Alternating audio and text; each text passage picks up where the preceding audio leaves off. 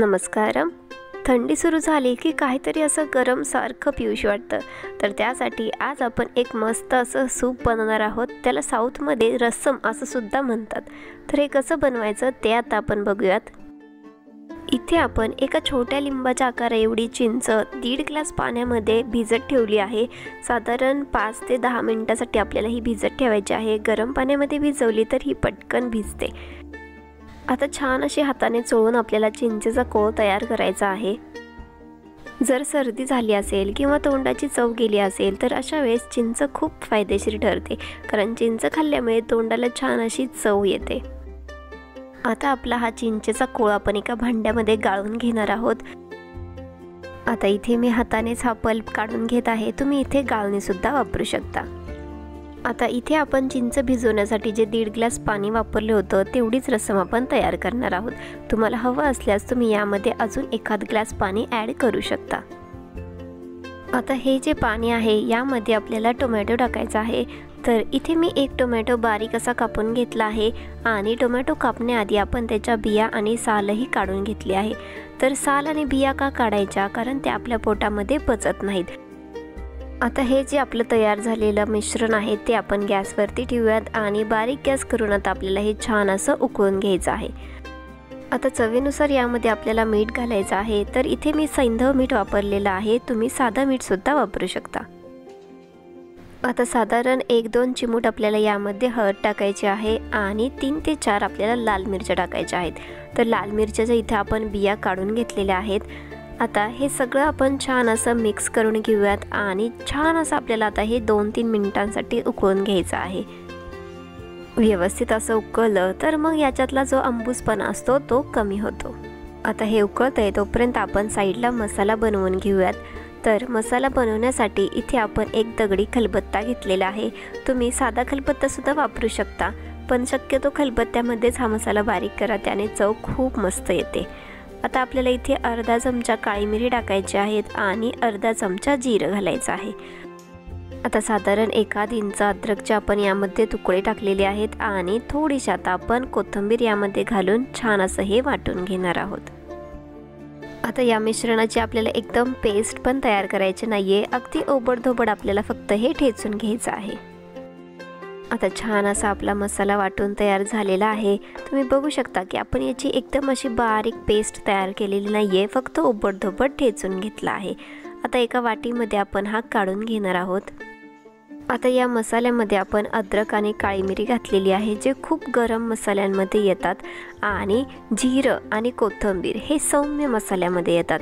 त्यामुळे आपलं हे जे मिश्रण तयार झालेलं आहे ते एकदम असं बॅलन्स होतं, याने जास्त गरमीसुद्धा होत नाही.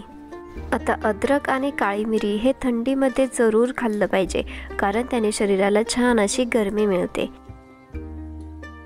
आता आपण गॅसवरती ठेवलेली रसमही आपली छान अशी उकळलेली आहे.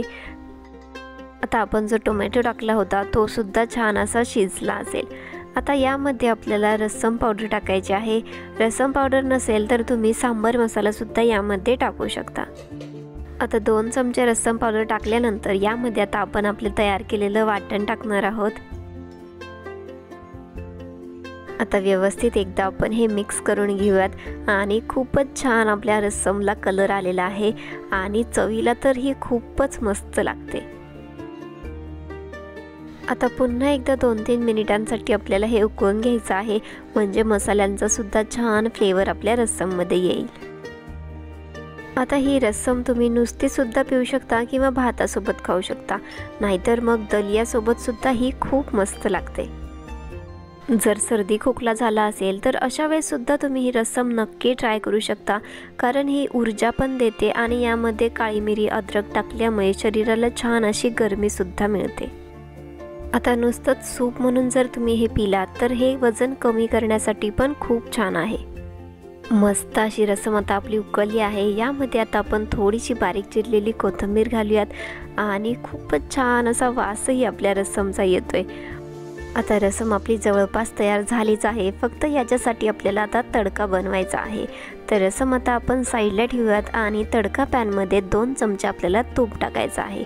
तुम्ही तेलाचा तडका सुद्धा बनवू शकता. आता यामध्ये 5-6 आपल्याला मेथी दाणे टाकायचे आहेत आणि थोडीशी मोहरी घालायची आहे। दोन्ही पण छान तडतडलं की यामध्ये आपल्याला टाकायचा आहे कढीपत्ता। आता कढीपत्ता जर एखाद्याला आवडत नसेल तर आपण जो मसाला बारीक केला त्यासोबत जर कढीपत्ता बारीक केला तरी पण चालेल। आवडत असल्यास थोडंसं हिंग सुद्धा तुम्ही यामध्ये टाकू शकता। आता तडका आपला तयार झालेला आहे। आपल्या रस्सममध्ये आता आपण हा तडका टाकून घेऊयात। मस्त अशी तडका देऊन रस्सम आता आपली तयार झाली आहे।